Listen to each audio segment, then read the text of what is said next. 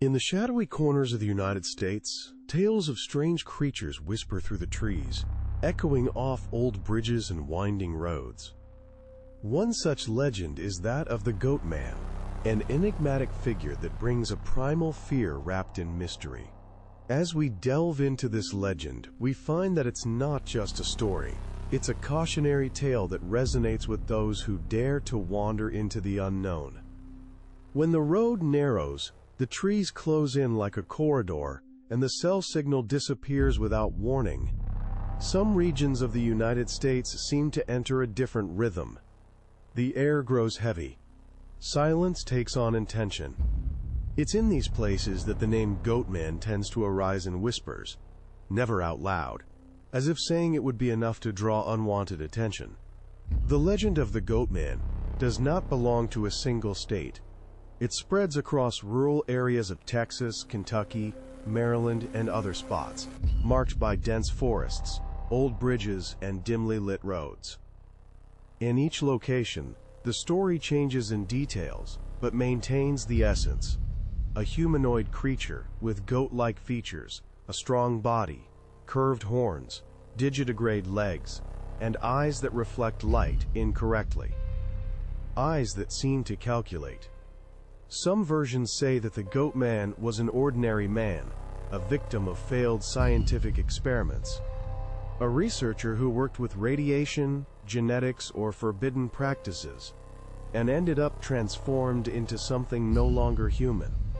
Other stories assert that he was born from a pact, from a botched ritual, or from a curse passed through generations. There are also those who swear he was never human, just something ancient that chose this form to approach people. Regardless of the origin, the accounts follow an unsettling pattern. The Goatman does not appear in crowds. He prefers isolated places, small groups, moonless nights, young campers, solitary drivers, thrill seekers. First comes the sound, branches breaking in a rhythmic manner, heavy but controlled footsteps, a strong smell, a mix of earth, animal, and something metallic. Then, the feeling of being watched for too long. In some stories, he appears by the roadside, standing still, as if evaluating those passing by. In others, he chases cars, matching their speed for a few impossible seconds before disappearing into the darkness. There are reports of knocks on doors in the middle of the night, followed by absolute silence. When someone looks out the window, they see only the silhouette with horns outlined against the weak light. The most disturbing aspect is his behavior. The Goatman does not act like an irrational animal. He tests limits. He observes reactions. In certain versions, he mimics human voices, calling people by name, trying to lure them out of houses or tents. In others, he merely laughs. A deep, short laugh that expresses not humor, but dominance.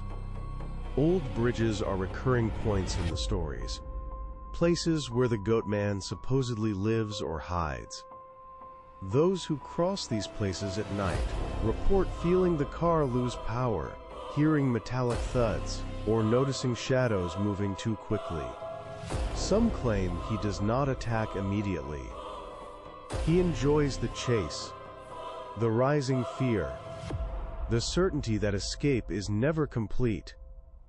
Local communities have learned to respect the legend, not as entertainment, but as a warning. There are unspoken rules. Do not stop the car. Do not respond to calls in the dark. Do not challenge what is not understood. Those who ignore these alerts often return, changed, quieter, more attuned to their surroundings. Some never speak of what they've seen. The Goatman rarely leaves clear physical evidence.